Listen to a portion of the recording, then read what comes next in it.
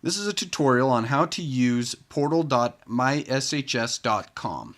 When you first log in as an admin, it will bring you to this page where you can search for customers. So let's search. That brings up 3 customers.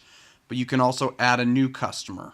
Or you can, when you're searching, you can go ahead and put in some filters. So for example, if I just typed in Walter, it would only find that one customer. Or if I take out all the filters, then it searches for all of them. But right now I'm going to add a new customer in. Takes me to the new customer page. The first thing you want to do is select the funding source. This will work for either in-house accounts or for accounts that are purchased by Safe Home Security. For this example, let's say that it was purchased by Safe Home Security, or that it's going to be. So you tell it the credit bureau that you want to run the credit through. I believe they just used Equifax. So you select Equifax, sales rep, select that, that's required. Then you put in the customer information. And now that you've put in all the customer information, you're ready to click the Run Credit button. That's going to ask me if I am authorized to run this credit on behalf of Safe Home Security. I click Yes, I am authorized, and then I click Continue. And now you'll see that it put in the credit score for me. It looks like he got a 705, and the date of birth was also populated in there for me. If it's able to get that from the credit report, then it'll put that in there for you so you have it for your records. Now that I've run the credit for the customer, I'm ready to go ahead and finish. But first I want to point one thing out. Let's say that this was an in-house account instead of being purchased by Safe Home Security. So if it was in-house, then you can integrate your own credit account through here. So if you have an account with TransUnion, you can set up an account with Heart Software to link it together, and then we plug those credentials into here, and then you can run credits on your own credit bureau account as well for your in-house accounts. But for this one specifically, this one is for Safe Home Security. So I'm going to go ahead and hit Finish to create the customer account. And now it created the account, and as you can see, there's all these tabs along the top here. The first page is kind of like the page where we ran the credit. It has the basic same information with a couple of added things. So for example, I'm going to go ahead and put in an email for him. I'm going to also put in a verbal passphrase for him. And then if I want the technician, if he wants to clock in and out here so you can keep track of when the technician arrived and left jobs, you can use that, or if you don't want to, you don't have to. Now I've got 2 buttons at the bottom. I can save the information to stay here but save the information, or Save and Next saves the information and sends me to the next tab, which is the Miscellaneous Info tab. So let's do that. There we go. Saved the information. Now we're on the next tab. So with this next tab, I already put in who the sales rep is, but I could always change that here. I can also say who is the technician. Spring. And the central station, they work with 2 different central stations. They work with Rapid Response and Legacy Security Inc. Let's say this one was Rapid Response. Now the contract length, is this a 36 or 60-month agreement? Let's say 60. What's the install fee that you're charging the customer? Let's say $99.99. Is the protection plan going to be on the account or not? Let's say we are doing the protection plan for the customer. Now also, right here, I'm going to go ahead and save the information. And then I can send this over to the technician. So let's say I want to send him a text message.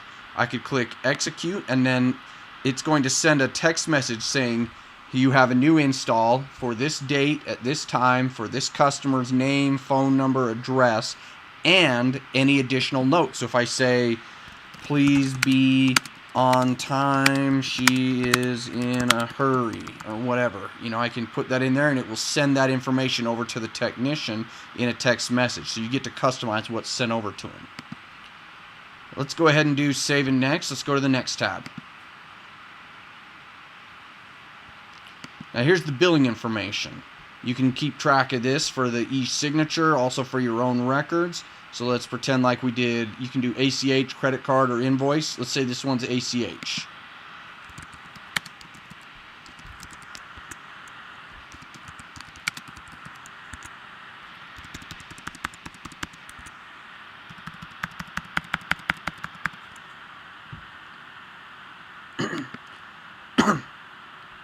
Then I'm going to tell it if it's a checking or savings account, if this is a personal banking account or business account.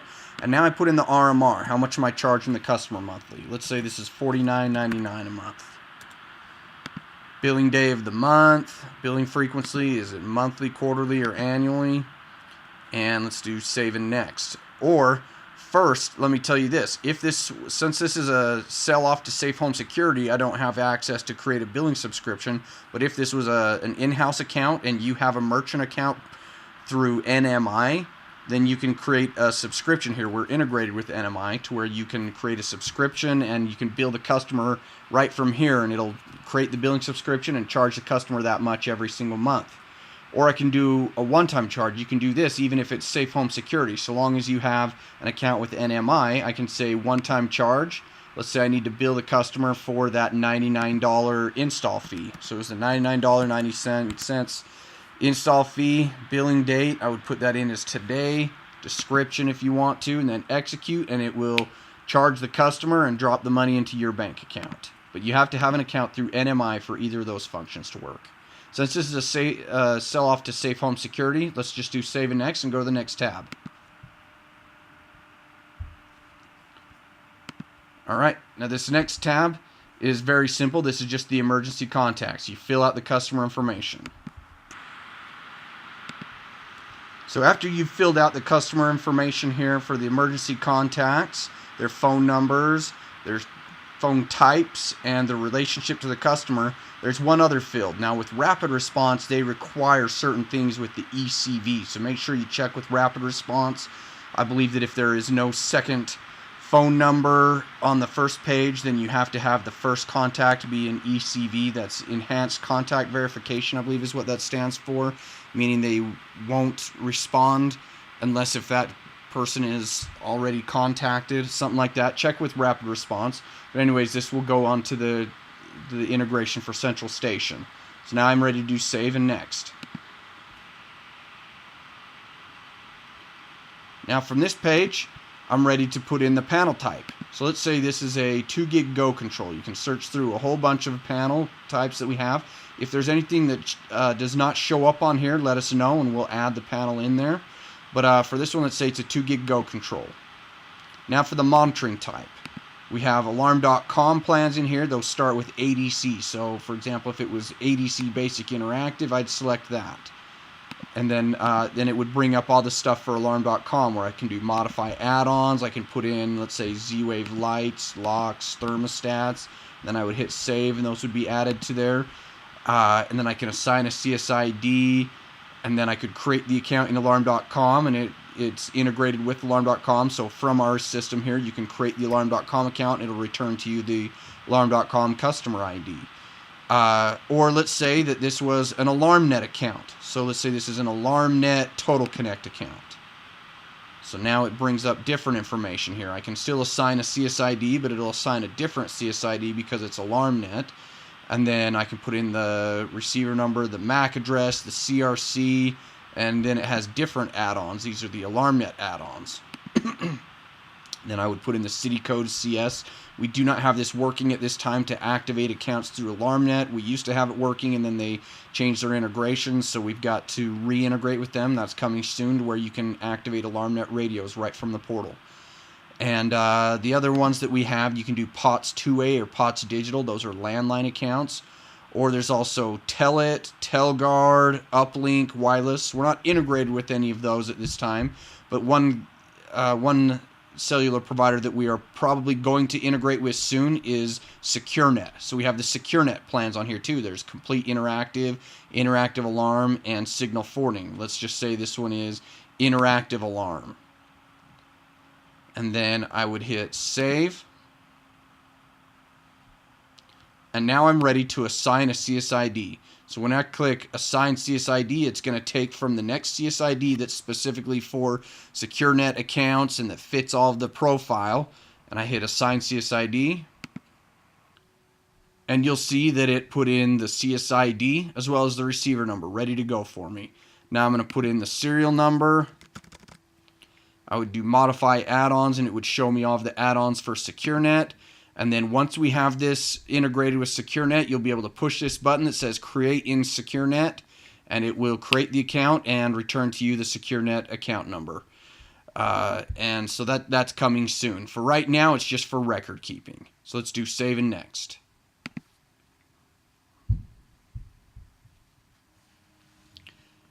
This next tab is for the equipment list. This is for inventory tracking. So I tell it the inventory location of the installer. Let's say in this one that the installer is Rick James. So let's go to Rick's car, and it's going to pull up whatever he has in stock. So he has 7 2-gig panels, 4 cell units, etc., etc. He also has staged 2 panels. Now those means those are ready for the next available install. So if I were to do this install, it would pull from his staged before it would pull from his available.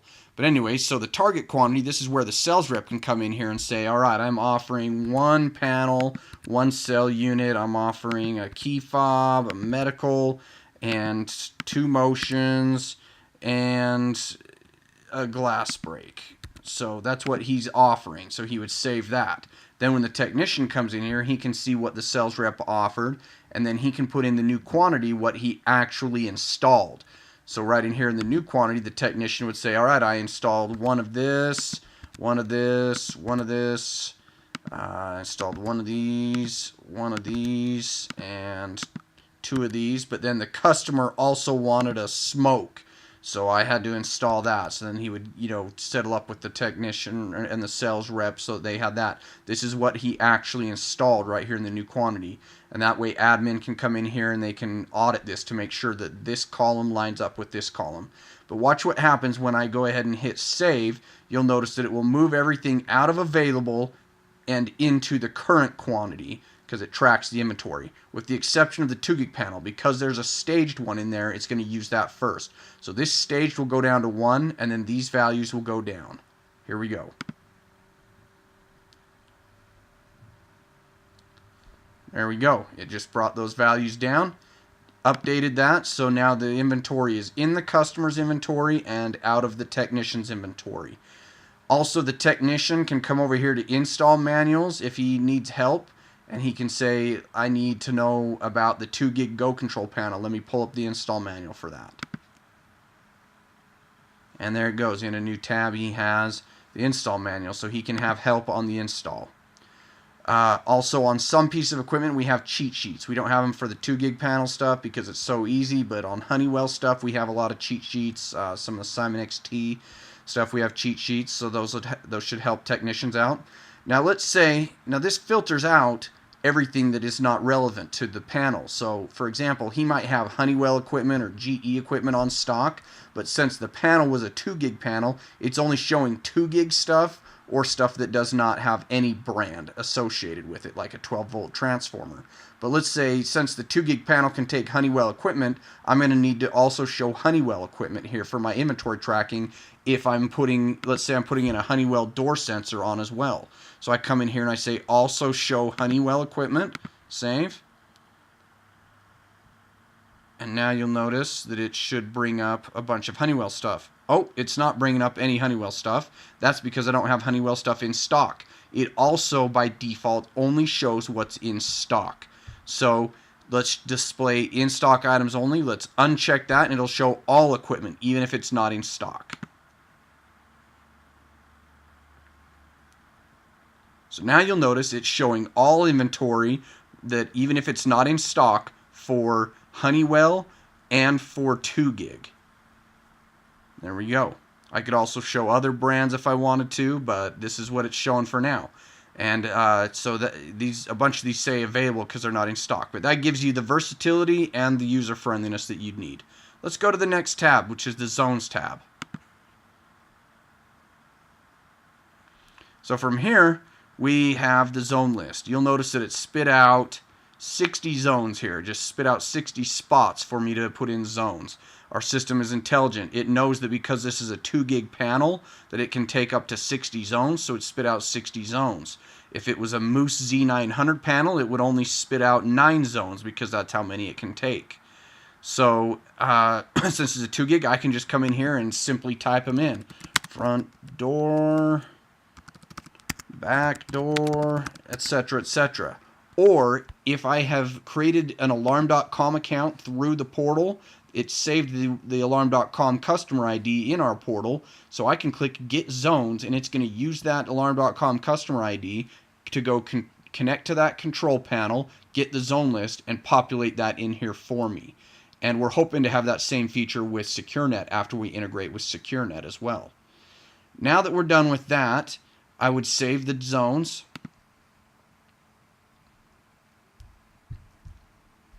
And now the technician is ready to verify alarm history. You'll notice here it says not verified in red letters for both zones 1 and 2. That's because this is just a dummy CSID. This AA1198 doesn't actually exist. But if it was a real CSID and it had actually received some alarm zones on here, it would say in green letters verified next to any zones that were received at Central Station. So this is integrated with Rapid Response to tell me that it hasn't received any alarm signals on that CSID right there. So I can check alarm history this way to see if all the zones are received, or I can also come over here to the Signals tab, and I can click Display, and it will show me all the alarm history for this account.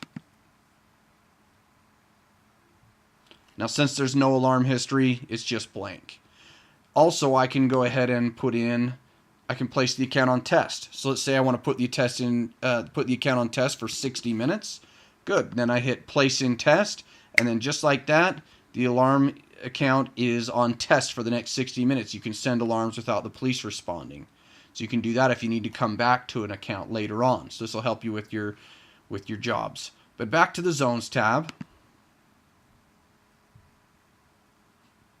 So I'm done. Let's say that I had verified alarm history and all the zones showed up in green letters verified. So all signals have been received at Central Station. I've got the billing information in. I've got the contact information in, the panel information. I've tracked my inventory. I've got the zones. I've got everything I need to activate the account with Central Station. So since this is Rapid Response and we're integrated with Rapid Response, if I click Request Activation, it's going to immediately take all of your information, the zones, the contacts, the customer information. It's going to push it right into stages for Rapid Response. They call it Rapid Web 3000, so it pushes it right into Rapid Web 3000 and sets the account to actively being monitored, so it will go into normal status. You'll notice this CS status says unknown. If this was a real account with a real CSID and I just requested activation and everything worked, it would say in green letters normal, meaning that it's being monitored normally at Central Station. So also you might see in red letters that it might say OOS, meaning it's out of service, or in purple letters test, meaning it's in test mode. So we give you that information as well. But if I click Request Activation, it immediately activates the account with Central Station. Next thing I'm going to show you is DocuSign. So from here you have two options. The first little button here says Instructions. Please follow the instructions carefully. It can be a little bit confusing to do DocuSign for some people, but if you follow the instructions, it couldn't be simpler. So I have two options. I can do Send Emails, and it brings up the contract here. It says, clicking this button will send an email to the rep. Once he opens the email and signs, then another email will be sent to the customer. So I would click, this is the contract I want to sign. There's only one there to sign, and then I would click Send Emails. Now, you might have 2 or 3 different options depending on the way you work your company. You might have something attached to the side, whatever. But anyway, so here it is, the SHS contract. That's the one I would do, and I would send the emails, and it would send an email to the rep, and then after he signs, it would send an email to the customer for them to sign. Or the other option is the Sign Locally option. That's what I'm going to show you today. So I could do Sign Locally Rep, and it's going to give me this same thing here. It says, upon clicking the button, contract will populate on the page for the logged in rep to sign. So I'm the person logged in. My name's David Graves. So when I do this, it's going to put me as the sales rep on the contract because I'm the person logged in. So I want to do the SHS contract. Let's hit Start. Sometimes this takes a minute because DocuSign can be slow. Here we go. Looks like it's pulling up the contract now. So you got to be patient. Give it a minute to do this. Okay, so I first click I agree. You can do this on a tablet, iPad, cell phone. Okay, so I click agree, then I hit continue. Now I click the start button, and it's going to start me through the signing process. Now, since I clicked sign locally rep, I'm on the rep. This is just having the sales rep sign. So when I hit sign, brings me down here, written by, and I click the sign button. There it goes. It has my name and initials there, so adopt and sign. There it goes. It put David Graves in there. And then when I scroll down to the bottom, it's done. So it has this yellow, orangish finish button. Now you'll notice there's a finish button, and then there's an OK button at the bottom. This OK button is from the portal. That's our button. This finish button is from DocuSign. You have to click the finish button and then the OK button. If I don't click the finish button and just the OK button, then I have to start over. So I click finish. Now DocuSign does its thing. It's loading. And it comes up here and it says the signatures have been collected. Click the OK button at the bottom of the page to close it. Click OK at the bottom left to continue. Okay, so OK. There we go. Now it closes that down. Now that the sales rep is signed, I want to do the same thing for the customer. So I click sign locally customer. Okay, so now it says upon clicking this button, it will allow the customer to sign the most recent document signed by the rep. So I just barely signed that one for the rep, so now it's the customer's turn. I hit start. And here it goes. Populates the contract up here, the one that was just signed. So I click I agree. So now you would hand the tablet or iPad or phone or whatever over to the customer. And the customer goes ahead and says, okay, continue, start. You'll notice it has them initial right here. So it's Saul Goodman is the customer, so it puts his name and initials in there. There we go, it initialed SG. Now there's my signature from earlier, and now this customer signs right here, Saul Goodman, SG, and now he's done. So if I come down here and the customer clicks finish and then OK, then it's done. It creates this contract and emails it over to the customer. It emails a copy to the sales rep that signed it. It emails a copy to the dealer owner. And then it emails a copy over to Safe Home Security so that they can start funding you on the account. And then you don't have to do any of the paperwork. This is the paperwork. So I don't want this to actually go over to any of those parties because this was just a dummy DocuSign. So I'm just going to click OK. In practice, though, I have to click finish and then OK. And there it is. I'm done with the contract. I've run the credit. I've done everything for Central Station. This account is ready to be funded. Since I did everything in one place, it saved me a lot of time, effort, and everything. I don't have to hire a bunch of office staff to go through this. My sales reps and technicians were able to do all of their data entry themselves. And then the office staff doesn't really have to do much, so you can keep your office staff down. Also, Safe Home Security, has everything that they need to fund the account. So we're good to go. You can also come to these other tabs. I can come to the credit tab. If I forgot to run the credit when I was creating the customer, I can do it from here. Tell the Bureau, Equifax, run credit, and it'll run it again. Or if I didn't run it at all the first time. Then there's also a second sub-tab here for the credit report. If I click on that, I can view the credit reports for all the credits that I've run on the customer. There's also the Documents tab. I can upload documents. So let's say I don't want to do DocuSign. I want to do paper contracts. I can upload the contract. If I have it on the computer, I can upload it right to the cloud from here. Also notes. If I want to leave a note for the technician or for future reference, I can say add new. And I would tell it the note, whatever the note is. I would say, please be careful at her house. She has a lot of breakable things, whatever you want to put in the note. Also, the system will leave custom notes. So every time that I create an Alarm.com or SecureNet Radio account, whenever I activate the account with Central Station, all kinds of different things that I do, it will leave a time-stamped note in here saying that I did it. So you have a history of everything that happened. Also, if a sales rep comes in here to change information, you'll be able to audit that to see who it was that changed it. So you have lots of tools at your fingertips. One last thing I'm going to show you. Let's go back and let's make this account an in-house account. So for your Safe Home Security accounts, you can use the DocuSign. But Safe Home Security doesn't want to pay the bill for you to have e-signature on your in-house accounts, I'm sure. But that's okay because we have something else for you. And this doesn't charge anything to DocuSign. This is free for dealers that want to use this. So I change this to in-house. Now if I come to my customers and I search, there it is, Saul Goodman. You'll notice over here there's a red X, or there might be a green check mark. Red X means that the e-signature for our built-in e-signature has not been signed yet. Green check mark means it has been done. So if I wanted to search for all of my in-house accounts, so Funding Source in-house, and I want to search for all of them, I see there's only one, and it has not had the e-signatures done yet. So I do the signature.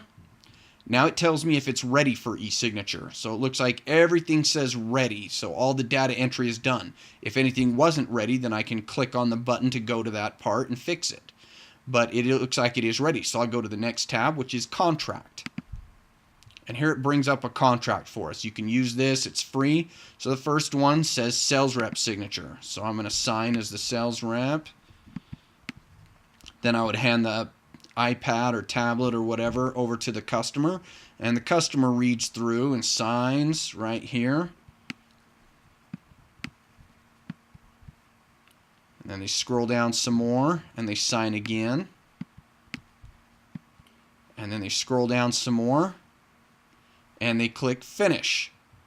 And then upon clicking finish, the envelope will immediately be created and sent to all recipients, including the company and the customer.